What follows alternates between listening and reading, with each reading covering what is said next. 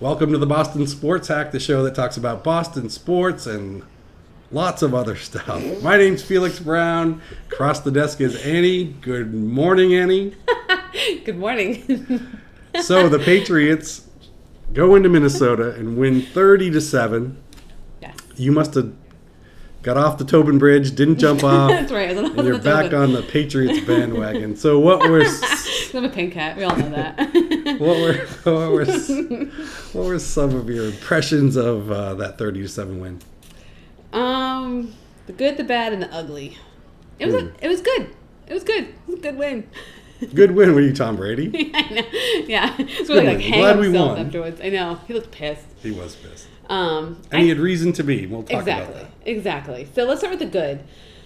Chandler Jones was awesome. The defense came up big time in this game, but I'm reading the bad. Well, don't get to the bad yet, because Chandler Jones was a monster. I know. Thank you. Not just because he blocked a kick and ran in for a touchdown, but right. Sacks. But not only him.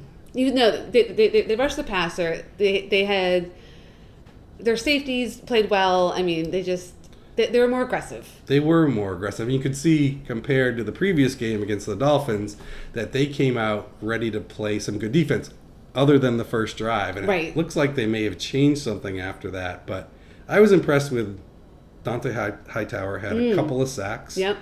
Good pressure all day. Revis had an interception. Yep. Picked off Matt Castle 4 times. Yep. And Castle sucks, let's be honest. But right, we'll get to that. They made the plays when they had to make plays. Right, that's a great point. They made the plays. And you know who I'm actually impressed with in 2 games so far? Mayo. Yeah, Mayo had a monster game too. He did. He's really coming up big this year so far, which is nice to see because everyone's always been high on him. I never quite saw it. Yeah. But he's made some really great tackles. And Chandler Jones was just money. He was awesome. That's what you want to see finally, right? You want to see that every game, and right. That's the bad part about Chandler Jones is that we see that one game and then maybe not the next game. So hopefully he can continue that. Well, that's the coaching. So which has always been my bitching is point. It? Yeah, I know. Newsflash. Coaching pisses me off. And it started yesterday. That first drive, I was swearing like a mother effer. I just swore now. Yeah, you did. But I was, because I was like, here we go again. But then they switched, and I don't know a lot about football schemes, but I know there's this 3-4, 4-3 thing. And I think they changed it up, and then they went with a 4-3, which is where Chandler Jones can come off the edge more and get to the passer, and he did it. And he's so aggressive. He's fast. Yeah, it was almost like they came out of that bend don't break sort of defense and started putting pressure, putting guys in position where they can do what they do best. Chandler Jones, for example, had him on the edge. He was rushing the quarterback all day. Yep. I thought it was about time. I'm so tired of the bend don't break, give up a dunk, give up a couple 6 yards in a run. We got pressure in their face, and Castle folded like a house of cards. He did fold like a house of cards. It was kind of fun to watch. And then also with Revis, so in the first game they had him play zone, and this time he played man. He was on Jennings, who had 4 yards? Is that what I heard? He had, he didn't do anything. So putting him on man, which is also more aggressive, worked well. Also, and your guy McCourty made a play. I know. Even a broken clock is right twice a day. So. Although Arrington got run over. He did. Which literally, is nice to see. Literally run over. I was like, oh, there's Arrington. He still sucks. He does suck. So there's the good. Where's the bad? Well, I have one more good. Do you want to do that? One more good. Do you want to do more good? Yeah. The defensive line looked really good. Yes. I mean, they played much better, except for Solder, who sucked. Offensive line. Yeah, sorry, defensive line, yes. The O-line that played better. They did. They protected. They were able to run the ball. Yeah, it's a huge improvement because we were worried about that last week, right? Yeah, they were terrible the week before. I don't know what happened, honestly. I was worried about this game. I know. I kind of was too, actually, and they really stepped up, except for Solder, who I'm still a little bit... I know he hit those penalties. I'm a little worried about it, but that was improvement. So the bad. The bad. It was the Vikings. It was Matt Castle. Okay, so let's not get too excited here. There were 4 interceptions... whatevs. I don't know. We shouldn't get too excited. But really, the biggest thing is the offense. Yeah. They had a lot of good field position, which is why I think they scored 30 points. They often looks good on the scoreboard. But it wasn't because they did much. They weren't a lot of... I think their longest drive was 61 yards. Is that what I saw somewhere? Yeah, and 24 points off of turnovers, which is... Right.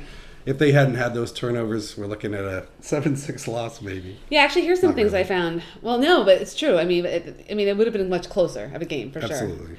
So, in the third down conversions, they were just 5 for 14.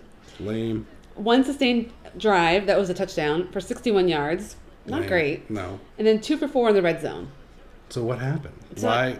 How can you explain the offensive and woes? It's a one-man team. It's Edelman, and I don't know, and who was fantastic.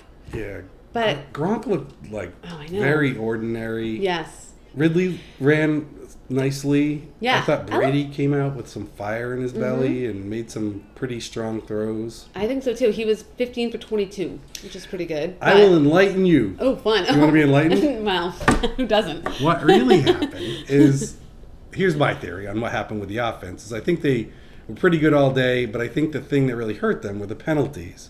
Yeah. 10 for 160. Yeah, something like that. Around there, yeah. And shot themselves in the foot. So they were ending up with long 3rd and 18 on a couple of plays that I saw. So that's still sloppy. They got to fix that.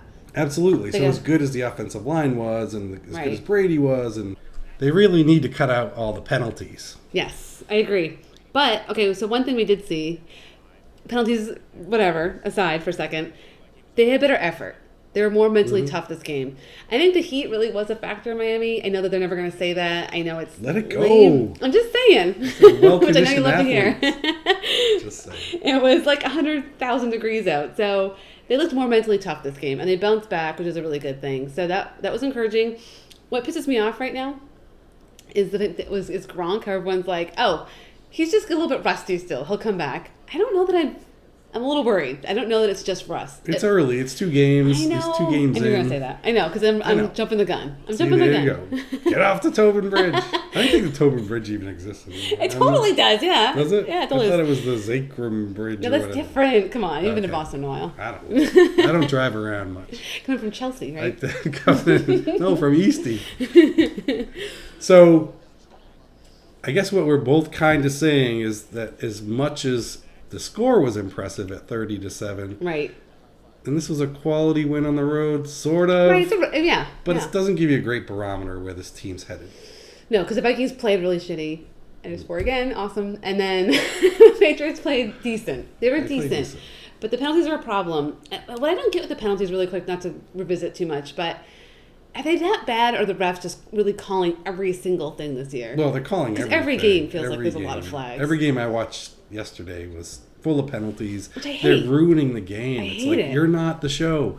These offensive players are the show, but you can't call pass interference on every single down. I know. That's a topic for another time. It is. It totally is. And we're running out of time. Okay. And next week we'll take a look at the Raider game, the Patriots home opener. But until then, make sure you follow us on Facebook at Facebook.com/SportsHack.